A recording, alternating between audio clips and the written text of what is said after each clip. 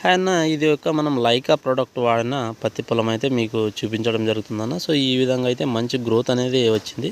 So మీరు ఏమైనా రసం పీల్చు పురుగుల ఉధృత ఉందనేది కూడా చూసుకోవచ్చు. ఎక్కడైనా ఉందేమో మీకు ఖచ్చితంగా చూపించాలి, ఇలా రిజల్ట్ ఉందో లేదనేది.